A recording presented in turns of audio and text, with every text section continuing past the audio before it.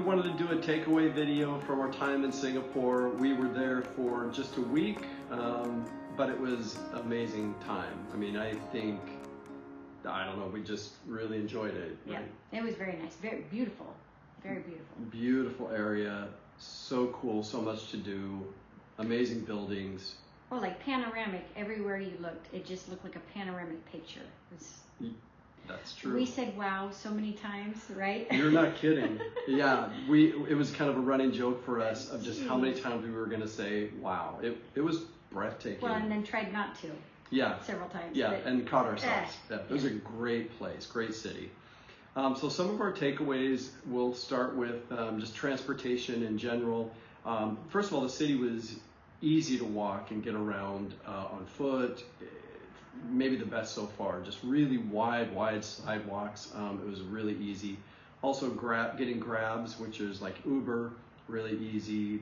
Buses, lots of buses, mass transportation. We did the metro. That was not only easy but very cost effective. Mm-hmm. So totally great to get around in the city. One of the other takeaways that we had was around tipping.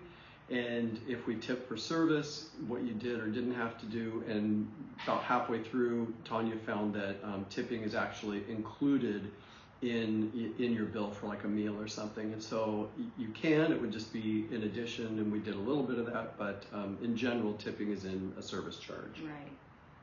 Right. The other big takeaway is it rains a lot. Not volume, but just frequency. Like almost every day we were there, it rained at least a little bit, and so that's something that if you don't love the rain, that's going to have an impact.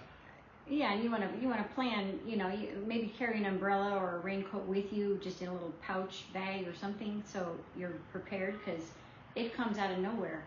Yeah, and a few of the days it rained pretty hard. Right. But it was also not that bad in the sense that it was warm, so it's not Mm-hmm. like cold and wet, it's warm and wet. But yeah. that's definitely something to consider, at least for the time period that we were there, time of year. We were there in January. Mm-hmm. So something to consider, but I think that's pretty much year round just because of the location. Yeah.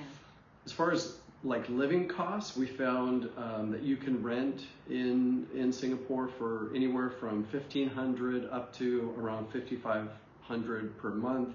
So a big range, obviously depending on size and location and all those things. I guess expense-wise in general, I would say Singapore was more expensive. For sure. Yeah, than what we'd experienced previously. For almost everything. Yeah. So would we live there, or what would it be like to live there? I would love it. I think it was so cool. It was awesome. Yeah. And if you like city life, because that's where we were, but it was amazing. It was so great. And if money were no object, I mean, if affordability was just kind of out the window, just from like a beautiful spot, people in general, everybody's really friendly, lots of expats. Nice biking areas, all around the waterfront, and it was, restaurants everywhere. Yeah. It was So really nice. if rain and cost were just out of it, like Singapore would be amazing to live. Mm-hmm. So talking about expats, around 15% of the population are native to the area, and then obviously 85% are immigrants or folks that have relocated there, and then the majority of those are Chinese, is what we heard. Another thing that we found is there's just a lot of lush in the area. I think 47%. Yeah, it was quite high. All over, green space and palm trees, and yeah, it's very, very nice. So of the area, like 47% is green space, parks, different things. So they've done a nice job of weaving in nature along with just a lot of great city stuff. Yeah. While we were there, we heard that the casino is maybe dubbed the world's most expensive casino just because it's built in this crazy hotel. We're like, well, we have to check that out. So we went on one day, and we needed our passport. We didn't have our passports. They kind of turned us away. We're like, okay, we still want to check it out. So we came back the following day with our passports. It was quite a process just getting in because you have to register, use your passport. They did like a face scan. I don't know, blood maybe. I can't remember if we peed in a cup. I don't know what they were doing, but it was hard just to get in. And then once we were there, kind of uneventful, really. I mean, it's like any other casino. I mean, nothing special. No, if you've been to Vegas, it was a disappointment because it wasn't as big or as nice as Vegas. No. I wanted to play a hand of blackjack. I was kind of excited, like, oh, I just want to at least play one hand. I think the least expensive I saw was $50, right around there. Yeah. So most were at 200. Yeah, really. So in the end, we spent no money. We got a couple free cups of coffee and walked around and said, yeah, not really anything we needed to do. Yeah. Well, and then to get out of the casino, you had to show your passport and face scan. Yeah. It was a process. Yeah, I got held up trying to get out of there where they were comparing passport to me. It was pretty weird. Yeah. It was. Anyway, we talked a little bit about walkability, the river walk, at least from where we were. Our location, we stayed at the Holiday Inn. It was Clark K, I think is the name of the area that we were in. I would highly recommend it. Perfect spot.